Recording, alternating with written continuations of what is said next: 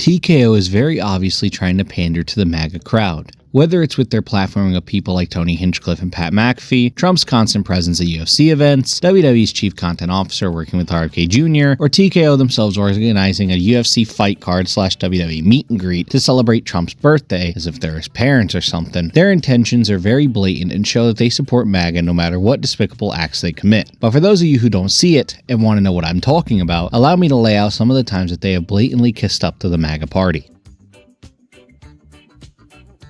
Starting off with our first bit of proof, we have the fact that WWE's chief content officer / booker Triple H currently works for the Trump administration as an ambassador for the Make America Healthy movement. What this movement involves is pushing to bring back whole milk and the presidential fitness test to schools, aiming to improve the health, wellness, and nutrition for children. Now, you might be asking me, well, what's the issue with this? Kids should be healthier. That's a good thing, right?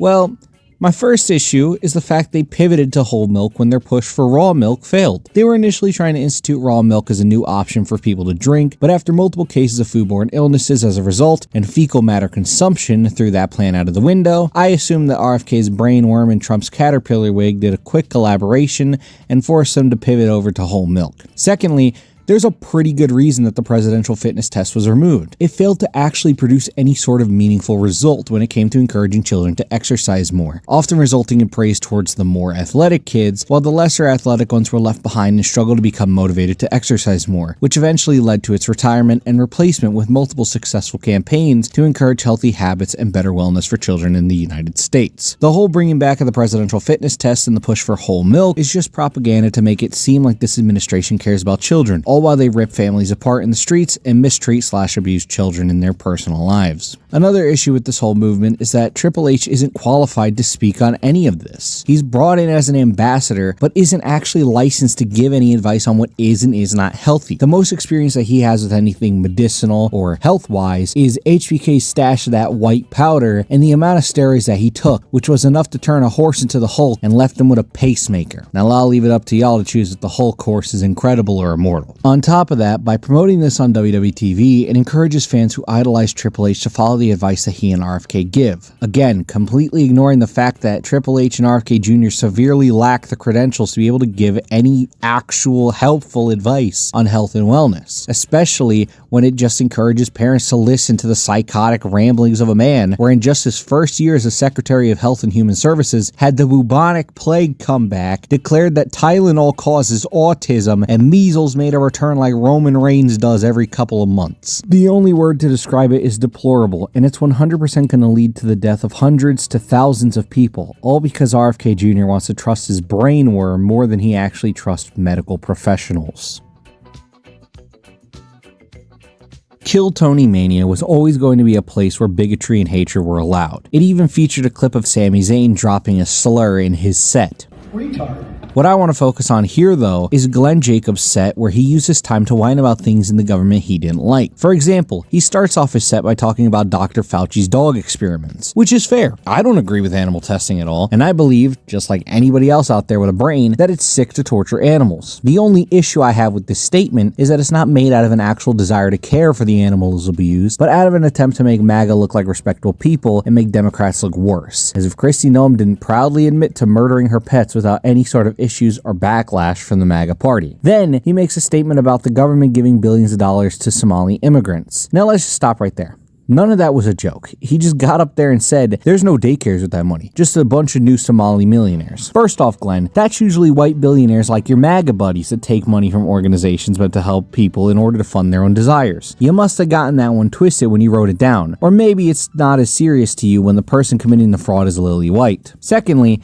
if you want to know where he's getting his information from, it's from a YouTuber who waited outside of a ton of daycares while demanding to see the children, then got shocked when they never brought the children out to see him and refused to let him in.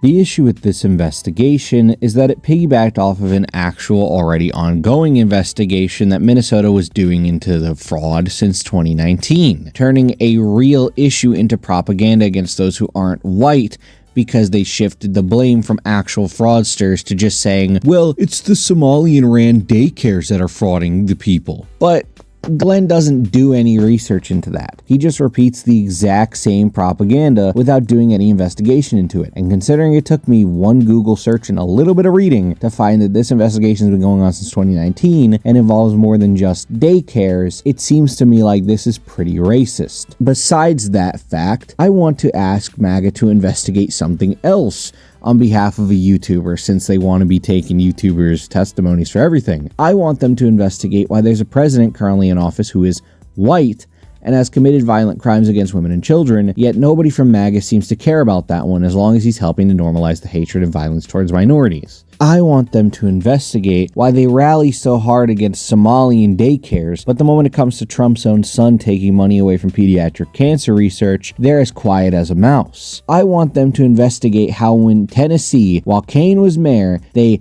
somehow put a loophole in that bill that would allow children as little as 0 years of age to be married. Seems to me like the issue isn't the immigrants or trans people. Seems to me like the issue's the rich white people. So, to recap, he got up there, made a statement about Fauci testing on dogs, then went off on immigrants, then went off on Tim Walz before walking off, accomplishing literally nothing besides spreading propaganda that immigrants are evil and whining about not getting to beat on Tim Walz. If his wine session wasn't enough proof that WWE platforms a bigot, we could just mention the fact that WWE continues to platform Tony Hinchcliffe after his quote-unquote jokes at the roast of WrestleMania, and as well as his joke from Trump's inauguration where he called Puerto Rico a floating isle of garbage. Again, this is a WWE sponsored broadcast, so you can't just use the excuse, oh, this is what they're saying in their personal life, it's not what they're saying out there on WWE TV, because it is. They were shilling tickets to this on WWE TV. They were promoting this on their pay-per-view. So this is an official WWE sponsored broadcast showing that WWE has zero issues with platforming that as long as it spreads their bias. Let's start off with TKO's refusal to do anything about fighters like Bryce Mitchell and Sean Strickland, despite them saying multiple bigoted statements over the course of years. I mean, for God's sake, I even watched as Josh Hockett went on the mic at a UFC event and called Brittany Griner a man, while UFC commentators and employees laughed about it. Any other sport in the world and he'd have been fired, but TKO does nothing about it. Meanwhile, we can compare that to Simone Johnson and Kayla Becker, where both of them claimed that the WWE control what they could say and would censor them if they talk bad about the current political regime. And while that may be WWE that did it, TKO still owns WWE, and if their free speech rule that they have in their company is the real thing, then those two would have been allowed to say whatever they want, especially since it seems that the WWE allows similar free speech as the UFC does, with talents posting tribute to Charlie Kirk and wrestlers like Jada Parker liking and reposting posts spreading transphobia. I guess it's okay when we're supporting the dude that said civil rights was a mistake, said Mamdani would cause a second 9/11, encourages hatred towards trans people, and claimed that he'd worry if his airplane pilot was qualified because he saw they were black. If that's not enough proof that free speech is a myth within TKO, I got even more, such as the Olympic boxer situation where both Pat McAfee and Logan Paul helped to transvestigate and spread false information that an Olympic boxer was trans simply because she didn't fit their narrow definition of what a woman is. Since the president agreed with them, they faced no sort of repercussions and kept their spot within the company, despite sending their fans to harass, bully, and send death threats, because again, they thought that she was trans. Need more proof that there's free speech for some but not for others within TKO? How about McAfee harassing a 19-year-old woman and spreading false information about her personal life, which led to her being harassed and sent death threats by people to the point that she had to enter online classes. People were showing up to her dorm to harass her, swatting her family, and sending her abusive text messages claiming that she should be dead, all because of what McAfee said. Again, he didn't face any sort of consequences for this, despite the fact that he almost got her and her entire family murdered because he wanted to gossip like Christian grandmothers in the pews at church. He kept his job within the WWE. He was even a part of a major storyline push as well, since Ari Emanuel saw him as some sort of next big thing in Hollywood. So it's obvious that TKO doesn't care about what kind of harm certain wrestlers do in WWE as long as they're on the side of MAGA. So again, I tell you that there is no free speech within TKO. You need even more evidence that I'm right? You shouldn't, because I've told you a lot, but I will gladly oblige you because I have even more. Pat McAfee legit hijacked the entire Elimination Chamber show in Toronto to whine about Canada booing the national anthem during the pre-show. If it wasn't enough, he kept on going for a couple more days after the show too, because he was that angry about it, even going as far as to call them a terrible country. I'm being serious. Go watch that show back and you'll just hear him constantly chime in with a complaint or an insult towards the crowd and the country of Canada as a whole. It's really pathetic. Like, dude, countries are allowed to be angry when a live show forces them to listen to the national anthem of a foreign country whose child-obsessed dictator threatened to invade their country and forcibly turn it into a 51st state. The fact that WWE chose to do nothing about this brainless moment from Pat McAfee, but chose to do something about Simone Johnson and Kayla Becker talking bad about the Trump administration just shows that there is no free speech for certain people within WWE as long as you're not talking about Donald Trump. If you're talking about Trump, then you got all the free speech in the world and can say literally whatever you want without any issues. The UFC White House card is the latest in this long list of times that TKO has supported Maga. In the lead up to it, the UFC kept saying it wasn't political and that it was just going to be a celebration of the United States' 250th birthday, but that was a complete lie. The fighters talked about Trump in their post-fight interviews. They ran into him as soon as their fights were done to pay their respects. They highlighted him holding on to Dana White while hobbling to his seat at the beginning of the show, and at the end of the card, they even spent 5 to 10 minutes showing him and his entire family of mutants getting into the octagon after Justin Gaethje's title win to take photos with Gaethje and his mother before taking the attention entirely away from him. Does that sound apolitical to you, or does it sound like a cult ritual worshipping a child abuser and treating him like a godlike figure? That wasn't the only part of this white trash spectacle that I hated, as Josh Hockett got on the mic to babble out some nonsense before capping it off by saying Michelle Obama is a man. This is not the first time that he said something like that, because he's also said it about Brittany Griner. This shows an intentional pattern to his comments, usually making those types of remarks toward black women in particular. This pattern of targeting and spreading hatred towards black women specifically is not only incredibly racist, but also incredibly transphobic and misogynistic, since his reasoning for hating on them is not just the color of their skin, but also for their gender and for the fact that he simultaneously believes that they are trans. I don't know if this is some level of intellect that you unlock, and I use intellect as in he has none. I don't know if you unlock this level of intellect through sitting on the practice squad in the NFL or through taking enough hits to turn your gray matter into a smoothie, but I don't know why they give this man a microphone. Like, straight up, any other company in the world would be right on this issue, working to stamp that out through a firing, a suspension, sensitivity training, anything else. But TKO does not do that. Instead, they'll just continue to promote Hockett as some big star in MMA, give him easy fights to make him look good so he can continue to be bigoted and bring in that group of fans, and continue to ignore his comments against Michelle Obama and against trans people and literally everybody else he can think of. What makes this crazier, though, is that Trump, Dana White, and Daniel Cormier all had an issue with his comments against Michelle Obama. You're telling me that the dude who refuses to punish Sean Strickland, the guy who laughed at the Brittany Griner remark, and the dude that insists that Barack Obama is a terrorist all found that to be in poor taste? Like, seriously, I don't know why they're covering their tracks here trying to act like,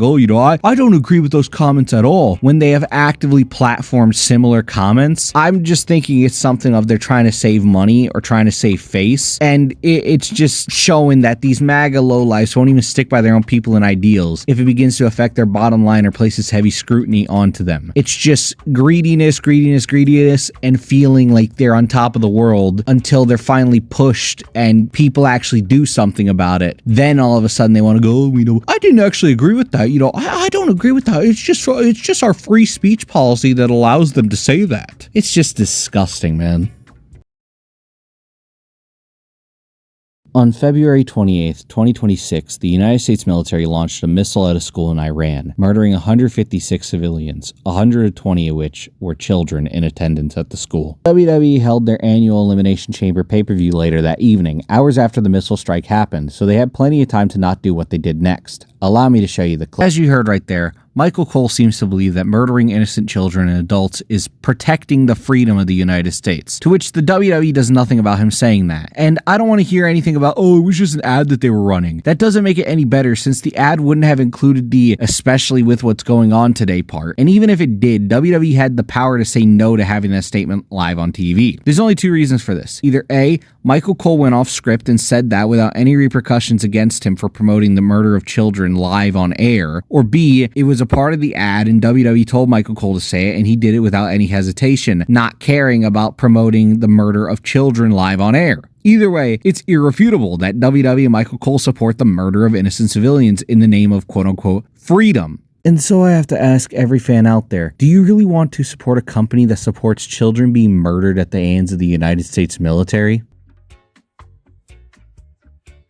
Speaking of children, let's talk Jeffrey Epstein's homeboy, Donald Trump. As we've seen before in this video, Donald Trump and his administration are very close to the TKO group, but what most don't realize is that whenever you support TKO, you're directly supporting Donald Trump himself. That's right, the guy who revoked food stamps from those in need, brought back conversion therapy, abused minors with Jeffrey Epstein, had federal agents murder innocent people in the streets, wasted taxpayer money on painting a pool, then arrested innocent civilians for vandalism after the pool grew algae, pardoned people who had stormed a government building with the intention of lynching people, pulled children away from their families under the guise of them being illegal just to have ICE officers abuse those same children, refused to release the entire unredacted Epstein files despite court orders to do so, and ignored an active school shooter to pay tribute to a podcaster.